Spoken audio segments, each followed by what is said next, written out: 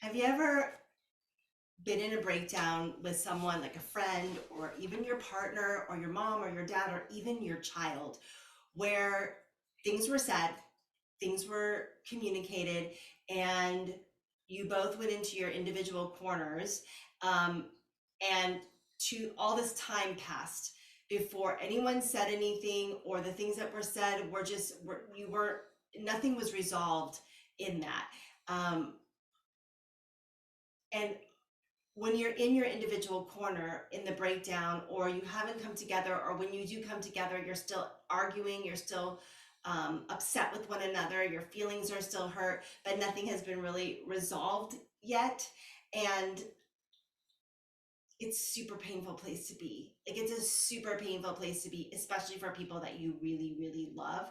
And oftentimes what happens is, like, we don't want to admit that it's this way, but our egos so want to be right, and or we want our egos want the other person to see our point of view, or we're looking for that exact right apology, which doesn't exist.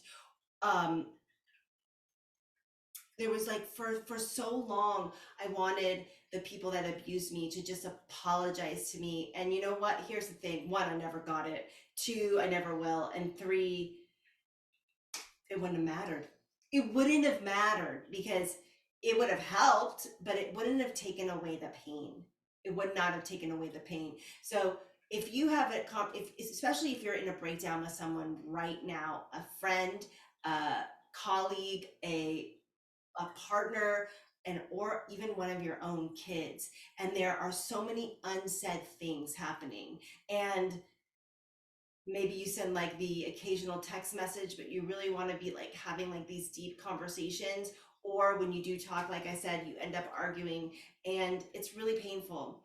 And here is the thing: it's never about the thing that was said or done. Yes, whatever happened originally is what happened, but there's always a deeper layer, and then there's a deeper layer after that, and a deeper layer after that. So when we get into these conflicts with people, or these misunderstandings, it's often our own wounding, our own attachment styles, our own little girl or little boy internally that's getting sad and upset. And it's the same for them. And we're meeting within the wounding, right? We're meeting in the wounding. And then there are some people who actually, like, connect through wounding. Like, they come together. I mean, I did AA for a long time, and AA is super powerful. I would send anyone to AA. I think the 12 steps are amazing. But what really works about AA is people are coming together with their wounding.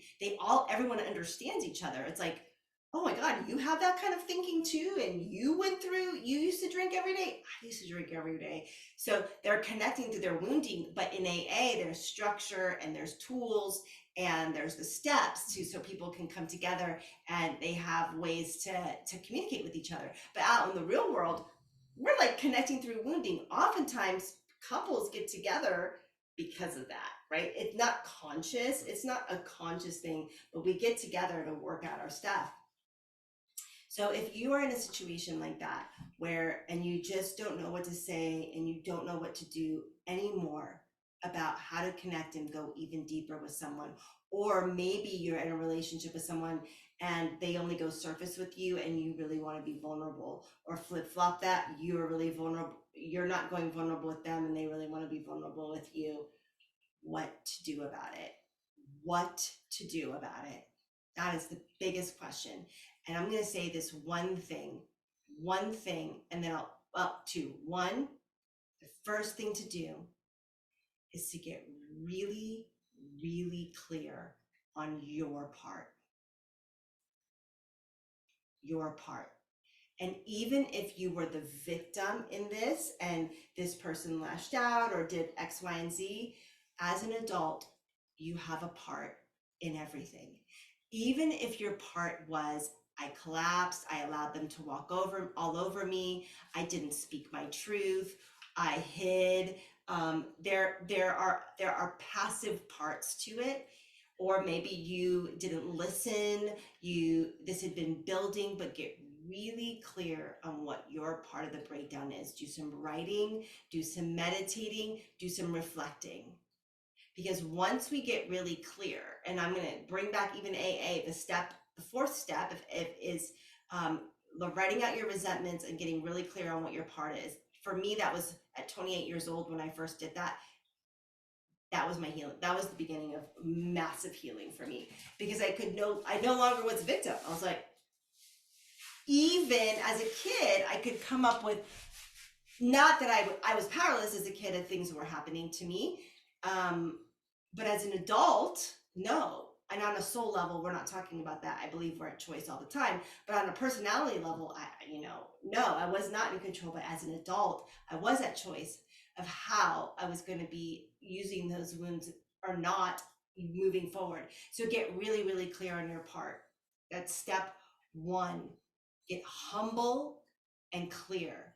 Step two is to call the power back that you lost and are currently losing to that situation. Call your power back. Responsibility, call your power back so that you can begin to get really, really clear, so that when you decide to come back together and work this out and understand what's really going on a deeper level, you've already done your work. You've done your side of the work. We communicate all day long, texting, through computers, through emails, through, mouthing, from our own mouths.